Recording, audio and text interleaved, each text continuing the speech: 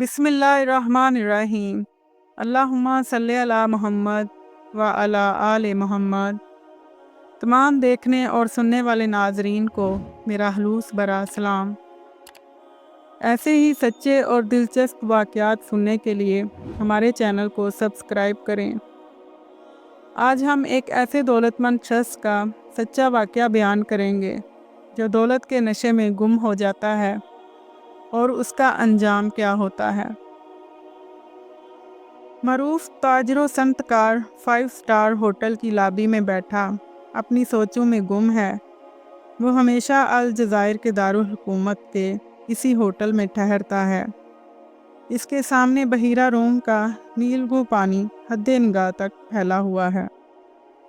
पानी की लहरें उठती और साहिल तक पहुँचते पहुँचते दम तोड़ देती। दूर से बादल हवा के दोष पर तैरते हुए आए और नीले आसमान पर छा गए। मौसम मोतदिल था, ना गर्मी ना सर्दी। इसके सामने मेज़ पर चाय रखी हुई थी। इसने बादलों की तरफ देखा और खुद कलामी करने लगा। कितने खूबसूरत हैं ये बादल, कभी नहीं रुकते। तुम्हारी ज़िंदगी भी तो ऐसी ही है ना, मुसलसल जदोजहद और कोशिश में सरगर्दा, कभी ना रुकने वाली, कभी ना थमने वाली। सारी ज़िंदगी मालो जा की तलाश और ताक़ुब में गुज़र गई। मैंने ज़िंदगी में कितने सफ़र किए हैं, बिल्कुल इन बादलों की तरह जिनका कोई निशाने मंजिल नहीं।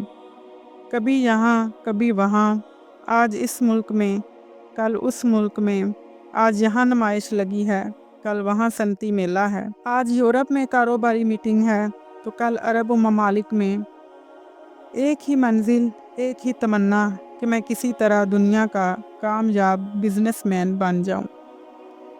दुनिया के चंद अमीर कबीर लोगों में मेरा भी नाम हो, मैं अरबपति कहलाऊं। ये मकसद हासिल करने के लिए इसने कितनी कड़ी मेहनत की, कितना वक्त बैरून मुल्क गुजारा।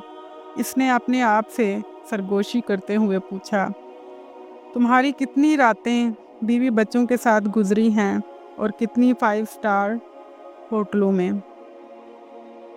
यकीनन जो वक्त बीवी और बच्चों के बगैर गुजारा है वो ज़िंदगी का एक बड़ा हिस्सा है।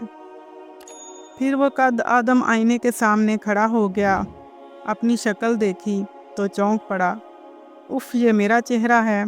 उफ़ खुदाया, मेरी जवानी कहाँ चली गई। इसने अपने आप से सवाल किया। बिलाशुबा मैंने बड़ी दौलत जमा कर ली है। मैं बड़ा मारूफ बिजनेसमैन बन गया हूँ। मेरी खूबसूरत सी बीवी है और मेरा प्यारा सा बेटा भी है। बीवी और बच्चे का ख्याल आते ही इसके दिल में फरहत का एहसास बेदार हुआ। अब तो मेरा बेटा जवान हो गया है, मेरी सारी जायदाद का तन्हा वारिस। काश इन लम्हात में मेरी बीवी और मेरा इकलौता बेटा मेरे पास होते। मेरी इससे आखिरी सरसरी सी मुलाकात आज से चंद माह पहले हुई थी। शायद वो 18वें साल में है, मगर ये यकीनी बात है कि वो इंजीनियर बन गया होगा। अहमद इन्हीं तसव्वुरात में गुम था कि इसके कमरे में टेलीफोन की घंटी बजी। टर्न टर्न की आवाज़ दम बदम आ रही थी। इसने आंखें खोलीं, लपक कर रिसीवर पकड़ा। कॉल काहिरा से आ रही थी। फ़ोन पर इसका बड़ा भाई बात कर रहा था। इसने रिसीवर कान से लगाया। वो कह रहा था, फ़ौरन पहुंच जाओ, तुम्हारी बीवी खतरे की हालत में है, फ़ौरन आ जाना। कहीं ऐसा ना हो कि तुम उसे देख ही ना सको। हाँ हाँ, ट्रैफिक के हादसे में शदीद ज़ख्मी हो गई है। हाँ, हालत सख्त खतरनाक है। अहमद ने कहा, उसे फ़ौरन खसूसी तैयारे के ज़रिए यूरोप मुंतकिल कर दो। मैं भी वहीं पहुंच जाऊंगा। चाहे कितनी ही रकम खर्च हो जाए, कोई परवाह नहीं, बस उसे ज़िंदा रहना चाहिए। जल्दी आ जाओ, हम इलाज करा रहे हैं, बस तुम लेट ना होना। फ़ोन कॉल ख़त्म हो गई। इसने रिसीवर रखा। फिर वो अरबपति बच्चों की तरह रोने लगा। वो फ़ौरन पहली फ़्लाइट पर काहिरा के लिए रवाना हो गया। एयरपोर्ट पर इसका बड़ा भाई इसके इंतज़ार में था। कई साल बाद इससे मुलाकात हो रही थी। इनकी बाहमी मुलाकात में इतनी तवील मुद्दत के हलाक का असबाब कारोबारी मसाइल और मसरूफियात थीं। बिजनेसमैन ने बेताबी से अपने बड़े भाई से पूछा, अब मेरी बीवी कैसी है? भाई ने बड़े गमगीन लहजे में जवाब दिया, तुम्हारी बीवी अब इस दुनिया में नहीं। थोड़ी देर पहले वो जख्मों की ताब ना लाकर वफात पा गई है। इन्ना लिल्लाहि व इन्ना इलैहि राजिऊन। ये सुनकर अरबपति बच्चों की तरह बिलकने लगा। इसकी हिचकियां बंद गईं। इसके भाई ने उसे गले लगाया। भाई के दिलासे और गले लगाने से उसे कुछ हौसला और तसल्ली मिली। भाई की मोहब्बत गर्जमंदी, मफादात और धोखे से पाक थी। उसने भाई से पूछा, मेरी बीवी की लाश कहाँ है? भाई ने बताया, वो इस वक्त पोस्टमार्टम के लिए गई है। मेरा ख्याल था कि हम उसे फ़ौरन दफन कर दें, लेकिन मैं चाहता था कि तुम अलविदाई नज़र डाल लो और उसे अपने हाथों से दफन करो। अहमद ने अब अपने बेटे के बारे में पूछा, इसे तो तुम्हारे साथ यहाँ एयरपोर्ट पर होना चाहिए था, वो क्यों नहीं आया? किधर है वो? भाई ने कहा, हाँ, वो किसी वजह से मेरे साथ नहीं आ सका। फिर अहमद अपने भाई के साथ गाड़ी में बैठ गया। गाड़ी का रुख घर की तरफ था। अहमद का बड़ा भाई नबील किसी और ही फिक्र में मुब्तला है। मैं उसे कैसे बताऊं ये हादसा कैसे हुआ, क्यों हुआ, इसका ज़िम्मेदार कौन है और इसका बेटा कहाँ है? अहमद ने देखा कि गाड़ी का रुख इसके घर की तरफ नहीं है। उसने पूछा, भाई तुम किस तरफ जा रहे हो? ये मेरे घर का रास्ता नहीं है। लगता है कि तुम अपने घर जा रहे हो। अहमद का बड़ा भाई नबील कोई अमीर कबीर आदमी ना था। एक दरमियाने दर्जे का शहरी और मकामी हाई स्कूल में टीचर था। मामूली सी तनख्वाह थी, मगर एक चीज़ काबिल तवज्जो थी, और वो ये कि इसके छोटे भाई ने इसकी कभी मदद नहीं की थी। नबील भाई को सहारा देते देते हास कमरे में ले गया और अंदर का दरवाज़ा बंद कर लिया। कई मरतबा इसने ज़बान खोलने की कोशिश की, मगर हर मरतबा वो कुछ सोचकर चुप हो जाता। अहमद ने बेताबी से कहा, भाई लगता है कि आप मुझसे कुछ छुपाने की कोशिश कर रहे हैं। नहीं तो, मगर दरअसल वो रुका, ठटका और ज़रा झिझका। बात यह है, ज़बान लड़खड़ा रही थी, इसका साथ नहीं दे रही थी। भैया मुझे सच सच बता दो, मुझे महसूस हो रहा है कि कोई गैर मामूली हादसा हो गया है। शायद मेरी बीवी की वफ़ात से भी बड़ा वाक़या। मैं सुनने के लिए तैयार हूँ, तुम बताओ तो सही। नबील ने बोलना शुरू किया, भाई अहमद कैसे बताऊँ, क्यों कर बताऊँ? अक्ल मानने से कासिर है, दिलो दिमाग तस्दीक से आजिज़ हैं, मगर ये एक हकीकत है। हुआ यूँ कि आज सुबह पुलिस स्टेशन से फ़ोन आया। पुलिस ऑफिसर ने मुझे फ़ौरन बुलवाया। मैंने तलबी का सबब पूछा तो वो कहने लगा कि जब तुम पुलिस स्टेशन आओगे तो सब कुछ मालूम हो जाएगा। मैं फ़ौरन पुलिस स्टेशन पहुंचा। वहां मैंने जो कुछ देखा, काश मैं ना देखता। मैंने तुम्हारे इकलौते और लाडले बेटे को इस हालत में देखा कि इसके कपड़े फटे हुए थे, खून के धब्बे लगे हुए थे, और वो पुलिस ऑफिसर के कमरे में ज़मीन पर अकड़ूं बैठा था। मैंने पुलिस ऑफिसर से पूछा कि आखिर मैं ये क्या क़यामत देख रहा हूँ।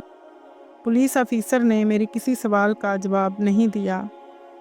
फिर मेरी खोई खोई आंखों ने तुम्हारे बेटे की तरफ देखा। इसने मुझे देखा तो एकदम खड़ा हो गया, मेरे सीने से लग गया और बेख्तियार रोना शुरू कर दिया। वो दाढ़े मार मार कर रोता ही चला गया। मैंने पूछा, बेटे बताओ तो सही, ये तुम किस हालत को पहुंच गए हो? मगर वो मुसलसल रोता रहा। मैंने फिर पुलिस ऑफिसर से पूछा, बताओ तो सही हुआ क्या है?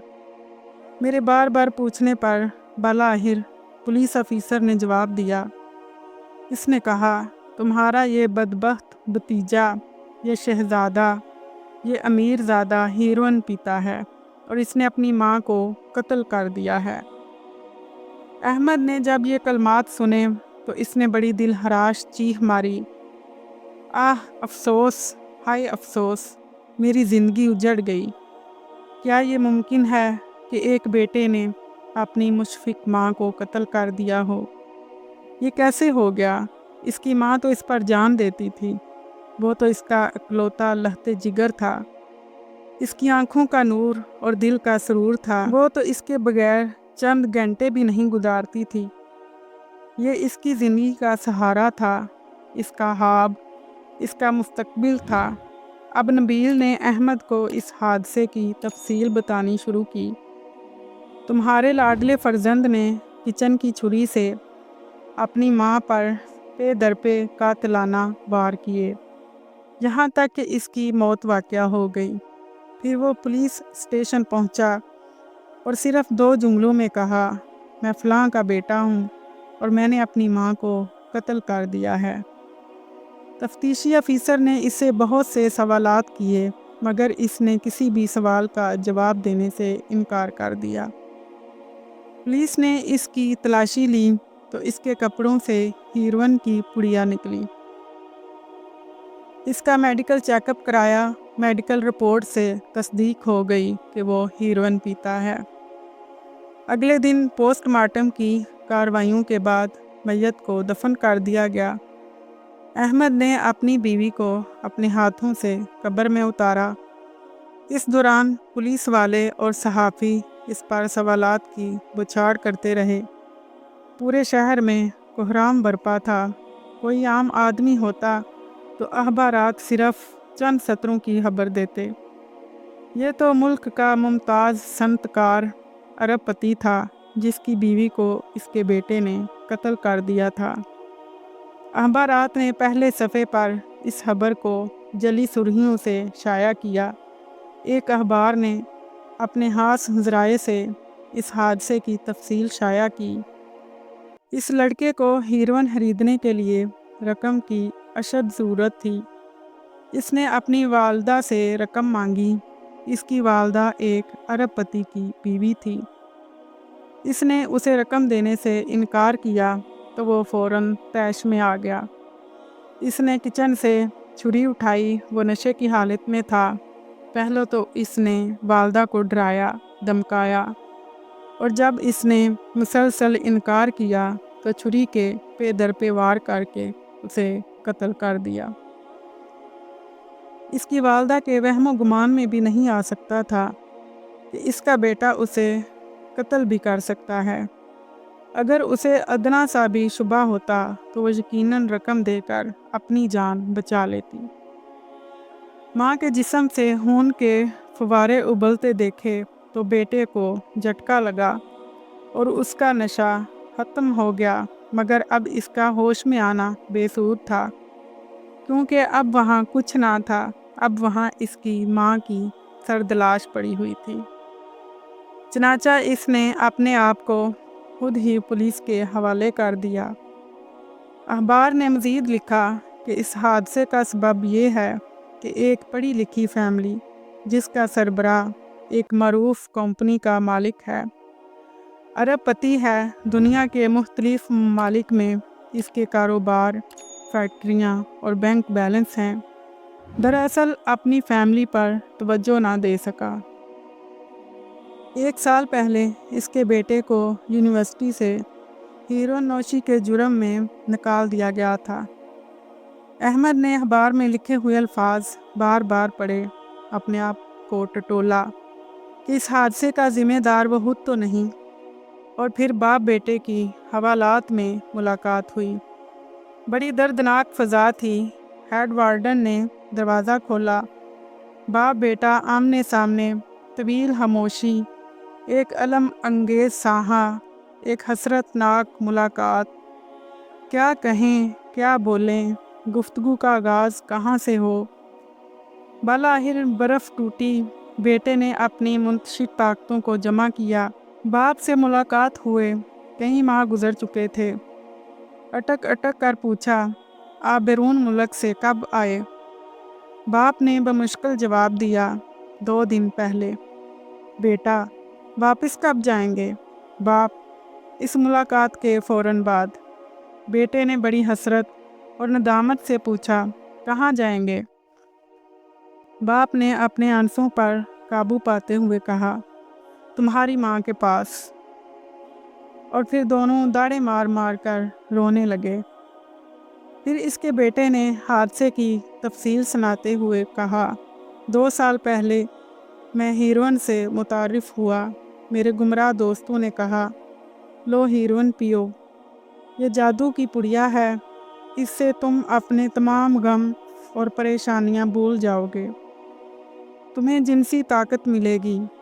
सरूर और कैफ आवर नशा तुम्हें सितारों से आगे पहुंचा देगा। मगर जब मैंने हीरोइन पी ली तो इसका नतीजा बिल्कुल मुख्तलिफ था। जूं जूं ये जहर मेरी रगों में उतरा, मैं अपने आप से बेजार होता चला गया। मुसलसल थकन और गफलत की नींद का गलबा मेरा मुकद्दर बन गया। कुव्वत इरादी ख़त्म हो गई, हाफिज़ा कमज़ोर हो गया, हिम्मत मांद पड़ गई, जिस्म की ताकत ख़त्म हो गई, शऊर उजड़ गया, अकल जाती रही, पागलों से भी बदतर हो गया, अपने बेगाने की पहचान ही ख़त्म हो गई। मेरे साथी जो इस घिनौने खेल में मेरे शरीके कार थे, इनकी हालत भी मुझसे मुख्तलिफ ना थी। कितने ही ऐसे थे कि इनका कारोबार ख़त्म हो गया, मुसलसल नुकसान की वजह से वो दिवालिया हो गए। जो मुलाजिम पेशा थे, इनकी मुलाजमत छूट गई। जो कॉलेजों में पढ़ते थे, इनकी तालीम ख़त्म हो गई और वो कॉलेज और यूनिवर्सिटी से निकाल दिए गए। बस हमें एक ही चीज़ की तलब थी, हमारे सामने एक ही हदफ था, रकम का हसूल, जायज़ और नाजायज़ की हर तमीज़ उठाकर सिर्फ पैसे की तलब, ताकि इससे हीरोइन खरीद सकें। अफसोस मैंने अपनी माँ को धोखा दिया, घर से कीमती चीज़ें चोरी की, बेतहाशा झूठ बोले। बेचारी माँ मुझ पर अंधा एतमाद करती रही, मेरे झूठ को सच समझती रही। जब भी मांगा इसने इनकार ना किया, मैं इसके साथ फिराड ही करता रहा। आखिर एक दिन इसके सामने मेरी हकीकत खुल गई। इसे मालूम हो गया कि मैं इसकी दी हुई रकम का क्या करता हूँ। वो बहुत नाराज़ हुई। इसने धमकियाँ दीं कि मैं तुम्हारे करतूत तुम्हारे वालिद को बताऊँगी। इसने मुझे समझाया, मोहब्बत से, प्यार से, खुशामद से, कभी गले से लगाया, कभी मेरे सर पर हाथ फेर कर मुझे चमकारा और ज़िंदगी की ऊंच नीच समझाई। इसने मुझे बड़ी दर्दमंदी और दिल सोजी से कहा, तुम हस्पताल में दाखिल हो जाओ, मैं तुम्हारा इलाज कराती हूँ। मैंने इनकार कर दिया। वक्त के साथ साथ मैं नशे का और ज़्यादा आदी होता चला गया। हीरोइन खरीदने के लिए मुझे और ज़्यादा रकम की ज़रूरत पेश आने लगी, मगर वालदा ने रकम देना बंद कर दी। इसका रवैया सख्त हो गया। नौजवान थोड़ी देर के लिए रुका, हला में घूरता रहा। चंद मिनट बाद फिर इसकी ज़बान चल पड़ी। जिस दिन मैंने ये घिनौना जुर्म किया, इस रोज़ मुझे अपने अलावा अपने साथियों के लिए भी हीरोइन की अशद ज़रूरत थी और इसके लिए रकम दरकार थी। मैंने वालदा से 1000 पाउंड मांगे। मैंने झूठ बोला कि मेरी गाड़ी का एक्सीडेंट हो गया है, इसकी मरम्मत करानी है, मगर इसे खूब मालूम था कि मैं झूठ बोल रहा हूँ। इसने रकम देने से इनकार कर दिया। मेरे जहन में एक शैतानी मंसूबा उभरा। मैंने वालदा पर झूठी तोहमत लगाते हुए धमकाया, देखो, अगर तुमने मुझे सीधी तरह रकम ना दी तो मैं वालिद से कहूँगा कि तुम्हारे किसी गैर शख्स से नाजायज़ ताल्लुकात हैं। वालदा मेरी बकवास सुनकर मुश्तिल हो गई, चीख कर बोली, तुम्हें ये इल्ज़ाम लगाते हुए शर्म नहीं आती? मैं तुम्हारी माँ हूँ, निकल जाओ, दूर हो जाओ मेरी नज़रों से। उस वक्त मुझ पर हीरोइन का नशा पूरी तरह छाया हुआ था। अचानक मुझ पर एक दौरे की सी कैफियत तारी हो गई। इस लम्हे मैंने अपने तहीलाती शैतानी मंसूबे को तसव्वुर में गोया हकीकी रंग में देखना शुरू कर दिया। मुझ पर गफलत और दीवानगी की धुंध छाई हुई थी। मैंने इसी महूम कैफियत में अपने तसव्वुर के पर्दे में देखा कि मेरी माँ वाकई किसी गैर मर्द के साथ गैर अखलाकी सरगर्मियों में मुब्तला है।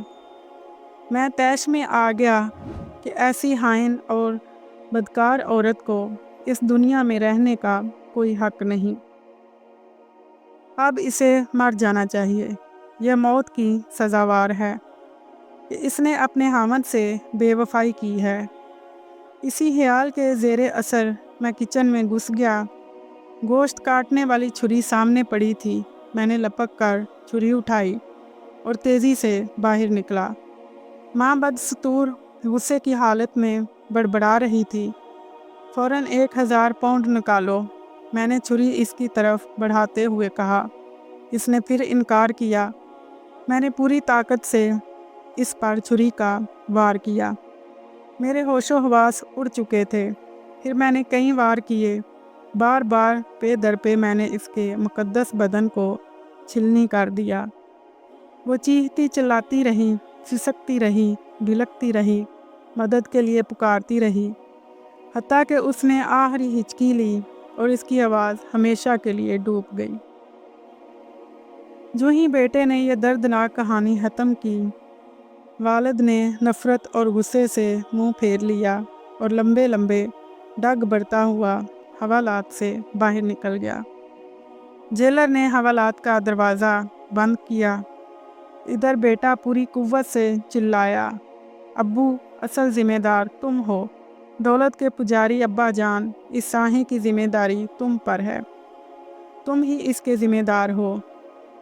नौजवान इसी हज़ियानी हालत में चीखता रहा और उसकी सदाएं पुलिस स्टेशन की राहदारियों में तहलील होती चली गईं।